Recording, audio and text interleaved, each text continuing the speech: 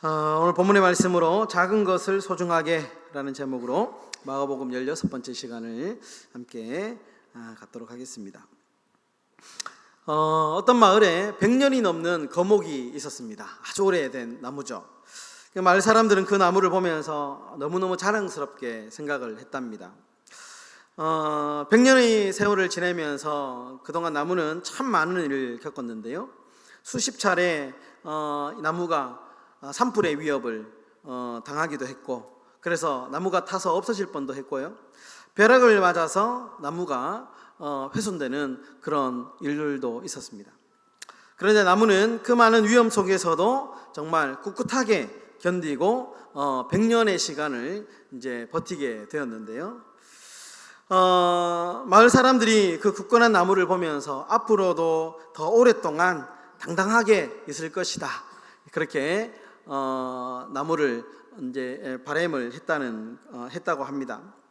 그런데 100년 동안 그렇게 아주 당당하게 버티고 있었던 나무가 한순간에 갑자기 말라 죽는 일이 발생을 했는데요, 원인을 분석해 보니까 알고 보니까 사소하고 작은 딱정벌레 몇 마리 때문에 100년을 버텨온 나무가 결국에는 썩어서 말라 죽게 되었다는 겁니다. 그러니까 나무 속 줄기부터 시작해서 조금씩 이 작은 딱정벌레가 그 나무를 갉아먹기 시작했고, 나무의 속살에 상처가 생기게 되었고, 결국에는 큰 거목을 말라 죽게 만들었다라는 겁니다. 여러분, 사소한 것이 중요하죠. 사소한 것이 중요합니다. 사소한 말 한마디로 우리가 천냥빛을 갖기도 하고, 사소한 말 한마디 때문에 마음에 큰 상처를 주기도 합니다. 우정을 쌓는 데는 수십 년이 걸리지만 그 우정을 무너뜨리는 데는 단 1분도 걸리지 않는다라는 말이 있습니다. 그만큼 사소한 것이 너무너무 중요합니다. 여러분, 우리는 흔히 성경에 나오는 이 겨자씨를 나무라고 오해를 하는데요, 겨자씨는 나무가 아니고 풀입니다. 예수님 당시에 이 겨자는 갈릴리 호수 주변에 아주 흔하게 볼 수 있는 풀이었다고 합니다. 지금도 가면 볼 수 있다고 합니다. 그런데 여러분, 이 유대 사회에서 겨자는 기피 식물이라고 합니다. 왜냐하면 번식력이 너무 강해가지고요, 주변의 풀들을 자라지 못하도록 방해를 한답니다. 그리고 토양을 망가뜨린답니다. 그래서 이 겨자씨는 농부들이 아주 기피하는 식물 중에 하나라고 합니다. 심지어 이 겨자는 밭에 심지 못하도록 율법에도 규정이 되어 있다고 합니다. 그 정도로 사람들이 기피하고 싫어하는 잡초보다도 못한 풀이 겨자라는 것인데요, 그런데 예수님께서 겨자씨와 관련한 이상한 이야기를 들려주십니다. 아무런 쓸모없는 정말 잡초보다 못한 이 겨자풀을 새들이 깃들 수 있는 나무로 길러낸 이상한 농부의 이야기를 하십니다. 이것이 이제 겨자씨 비유의 짧은 말씀인데요, 여러분, 오늘 이 겨자씨 비유에서 우리는 두 가지 교훈을 한번 생각해 볼 수 있는데, 첫 번째는 예수님은 작은 것에 최선을 다하는 분이셨다라는 겁니다. 여러분, 예수님의 공생애를 생각해 보면 예수님께서 이 공생애를 처음 시작하실 때 구약의 말씀을 인용하시면서 공생애를 시작하셨습니다. 누가복음에 보면 나오는데요, 누가복음 4장 18절 19절에 보시면 예수님은 이사야 61장의 말씀을 인용하면서 자신이 앞으로 어떤 사역을 하게 될 것인가에 대한 이야기를 하고 계시는데요, 누가복음 4장 18절과 19절에 보시면 이렇게 예수님께서 말씀하십니다. 주의 영이 내게 임하셨으니 이는 가난한 자에게 복음을 전하게 하시려고 내게 기름을 부으시고 나를 보내사 포로된 자에게 자유를, 눈먼 자에게 다시 보게 함을 전파하며 눌린 자를 자유롭게 하고 주의 은혜의 해를 전파하게 하려 하심이라. 예수님께서 공생애를 시작하시면서 회당에 들어가셔서 이사야 61장의 말씀을 낭독하셨는데, 이 말씀이 나는 앞으로 이렇게 사역할 거야, 이런 사역을 할 거야 라고 하는 하나의 비전을 제시하셨는데, 한마디로 말씀하면, 한마디로 요약을 하면 작고 하찮고 변변치 못한 세상에서 그런 대접받는 겨자씨 같은 존재들과 내가 함께 하겠다. 그런 선포의 말씀이셨습니다. 실제로 예수님 보면 정말 잡초처럼 버려진 인생들, 아무도 거들떠보지 않는 그런 연약한 자들에게 함께 예수님께서 대화의 상대를 해주셨고, 그리고 함께 먹고 마시면서 그들의 문제를 해결해 주셨죠. 여러분, 복음의 정신, 여러분 믿음의 정신, 우리 기독교 신앙의 정신은 뭐냐? 작은 것을 소홀히 여기지 않는 겁니다. 작은 것. 세상 사람들이 볼 때 하찮게 여기는 것, 세상 사람들이 별 볼 일 없게 여기는 것, 작게 여기는 그것도 우리는 소홀히 여기지 않는 것, 이것이 복음의 정신이고 믿음의 정신이다라는 겁니다. 그래서 작은 것에 정성을 다하는 겁니다. 누가복음 16장 10절에 이렇게 말씀합니다. 지극히 작은 것에 충성된 자는 큰 것에도 충성되고, 지극히 작은 것에 불의한 자는 큰 것에도 불의하니라. 제가 예전에 학생회 때 아직도 기억에 남는 참 그 뿌듯한 기억이 있는데요. 보통 수련회를 가죠. 중고등부 때 가면 이제 수련회를 가는데, 제가 그때 중학생이었던 것 같아요.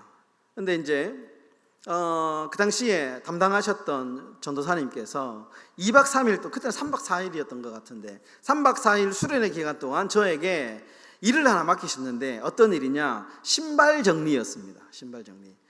그러니까 정훈아, 니는 형들이 누나들이 왔다 갔다 오면 신발 너무 많으니까, 막 널브러져 있으니까 니는 무조건 신발을 정리해라.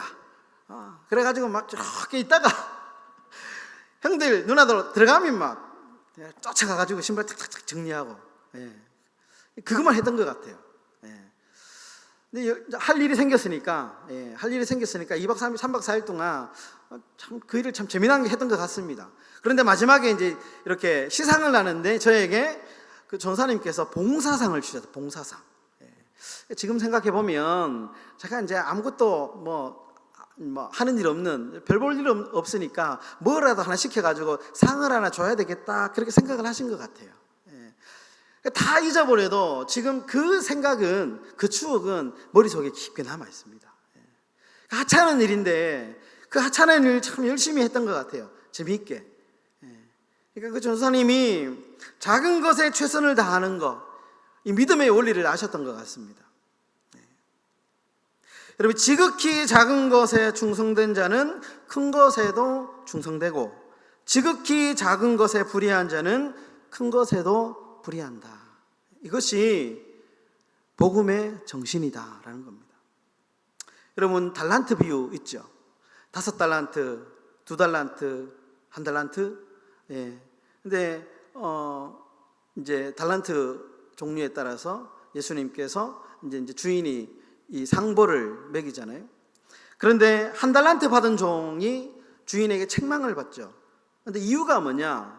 분노한 이유가 뭐냐 하면, 단순히 땅에 묻었다, 게을러서 이 책망을 받았기보다는 더 큰 이유가 있습니다. 뭐냐 하면 최선을 다하지 않았기 때문입니다. 자신이 받은 1달란트를 하찮게 여기고 땅에 묻어뒀다 그랬거든요. 묻어뒀다. 그러니까 자신이 받은 것을 하찮게 여기고 별 볼 일 없게 여겼기 때문에 주인이 그렇게 격려를 했던 거예요. 우리 하나님은 우리에게 어떤 일이든지 작게 여기지 말라 합니다. 앞에서 설교하는 목사는 큰 일을 하는 사람이고, 우리 성도님들은 뭐 청소하고, 아니면은 뭐 정리하고, 뭐 주방에서 밥하고, 이러는 적은 일이고, 그게 아니라는 거예요. 모든 일이 하나님께서 우리에게 맡겨주신 큰 일이다. 큰 일이다. 사람들이 볼 때는 저거는 하찮은 일, 작은 일, 그렇게 말할 수 있지만 복음의 원리는 그런 게 아니라는 거예요. 믿음의 원리, 성경의 원리는 세상 사람들이 하찮게 여기는 것, 그것이 큰 일이고 정말 위대한 일이다. 위대한 일이다. 그렇게 이야기를 합니다.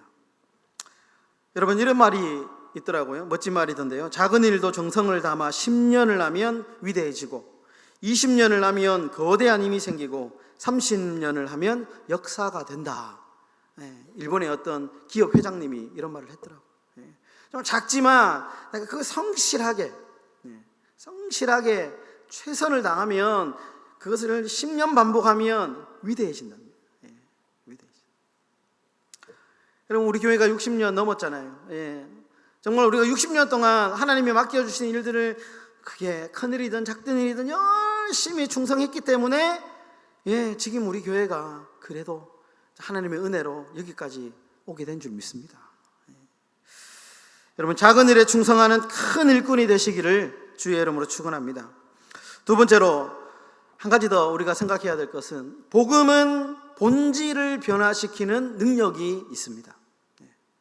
여러분, 오늘 겨자씨 비유를 보면 32절에 보시면 겨자의 특징이 나오는데 겨자의 특징이 뭐냐? 겨자는 자라나서 모든 풀보다 커진다라는 겁니다.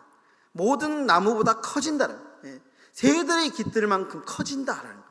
이게 겨자의 특징이다, 이렇게 이제 성경의 저자가 쓰고 있는데요. 사실 이거는 여러분 글을 쓸 때 과장법 있잖아요. 과장법입니다. 무슨 말이냐면 여기서 이제 겨자가 풀보다 커서 나무가 되었다. 그러니까 겨자는 풀이라고 말씀드렸잖아요. 나무가 아닙니다. 풀인데 풀이 나무가 될 수는 없죠. 그런데 오늘 성경의 저자는, 마가복음의 저자는 풀이 큰 나무가 되었다, 이렇게 얘기하거든요. 과장법입니다. 글을 쓸 때. 문학적인 기법이죠. 또 보시면 공중의 새들이 와서 그 가지에 둥지를 튼다, 이렇게 나오잖아요. 그것도 과장법입니다. 과장법. 그러니까 무슨 말이냐면 겨자는 나무가 아니고 풀입니다. 풀이 나무가 될 수 없는 거죠. 상식이죠. 그런데 지금 성경의 저자는 풀이 나무가 되었다. 그것도 어떤 나무냐? 새들이 와가지고 그 나뭇가지에 깃들 만큼 크고 평안하고 너무너무 큰 거목으로 성장했다라는 거예요. 그러니까 풀이라고 하는 본질이 나무로 바뀌었다라는 거예요. 겨자의 특징, 겨자씨 비유의 이 복음의 특징을 우리에게 이야기하는 겁니다. 이것은 복음의 본질입니다, 여러분. 복음은 본질을 변화시킵니다. 본질을. 한 사람이 복음을 만나잖아요. 예수 그리스도를 믿으면 어떻게 되느냐? 그 사람의 본질이 바뀝니다. 예수를 믿기 전에 죄인이죠. 지옥 갈 백성이죠. 하나님을 모르는 정말 지옥에 떨어질 죄인인데, 이 죄인이라고 하는 본질이 복음을 만나게 되면 어떻게 되느냐? 의인이 되죠. 의인이 됩니다. 지옥 백성이 천국의 백성이 되고요, 절망의 인생이 소망의 인생이 되는 겁니다. 여러분, 옛날에 그래서 우리나라 사람들 처음에 선교사님들이 복음 들고 왔을 때 그 김익두 목사님 얘기하시잖아요. 깡패 김익두 목사가 예수를 믿고 그가 목사가 되죠. 그래서 정말 하나님 나라에 쓰임받는 일꾼이 되지 않습니까? 본질이 바뀐 거죠. 본질이. 그러니까 복음을 만나면 절망적인 인생이 소망의 인생으로 바뀌는, 인생이 바뀌는 거죠. 우리가 증인이죠. 앉아 계신 여러분들과 말씀을 전하는 저가 증인이죠. 예수를 믿기 전에. 모태신앙인 분들은 좀 덜 느낄 수도 있지만 저같이 모태신앙이 아니고 중간에 정말 이 막 격변의 세월을 지나다가 예수 믿은 사람, 저 같은 사람들은 더 좀 실감이 나요. 본질이 바뀌고, 그리고 지금도 바뀌고 있어요. 지금 조금씩. 여러분, 우리는 변화된 자들입니다. 왜 변화되느냐? 본질, 예수 그리스도, 복음의 본질을 만났기 때문에, 복음을 만났기 때문에 우리의 본질이 바뀝니다. 무조건 바뀝니다. 요한복음에 보면 가나 혼인잔치 이야기 나오잖아요. 첫 번째 예수님의 기적, 물이 포도주가 되죠. 본질이 바뀌어요. 물이라고 하는 본질이 포도주의 본질로 바뀐 거죠. 그러니까 사물이든 인생이든 어떤 것이든 복음을 만나야 됩니다. 예수를 만나야 돼요. 변하지 않는 인생, 변하지 않는 내 성격이 변하려면 예수를 만나야 돼요. 변하지 않는, 해결되지 않는 문제 해결되려면 예수를 만나야 됩니다. 그러면 본질이 바뀝니다. 제가 사역을 하면 한 번씩 꼭 이런 문제 때문에 기도해 주십시오, 이런 문제가 생겼는데 기도해 주십시오 하는 분들이 있잖아요. 그러면 제일 먼저 제가 조언해 드리는 첫 번째 조언이 뭐냐? 예배에 집중하십시오. 예배자가 되라. 나서 기도하시라고. 제일 먼저 와서 하나님 앞에 기도하면서 내 문제를 하나님 해결해 달라고. 우리가 해결할 수 내가 해결할 수 있는 건 내가 해결하면 되지만, 내가 해결할 수 없는 거를 가지고 내가 해결하려고 하지 말고 나와서 하나님 앞에 기도하시라고. 그러면 하나님이 해결해 주실 거라. 늘 그렇게 이야기를 합니다. 왜냐하면 복음이 우리의 존재를 변화시키기 때문에 그렇습니다. 여러분, 존 뉴턴이라고 하는 분이 이런 말을 했다고 합니다. 그가 이제 82세에 세상을 떠났는데 죽기 전에 유언할 때 이런 말을 했다고 합니다. 내가 천국에 가면 3번 놀라게 될 것이다. 첫 번째는 꼭 천국에서 만날 것이라고 생각했던 사람이 보이지 않는 것에 놀라고, 두 번째, 도저히 천국에서 만날 수 없을 것이라고 생각했던 사람이 천국에 있는 것을 보고 놀라고, 세 번째, 가장 놀라운 것은 내가 천국에 있다는 것이 놀랄 것이다.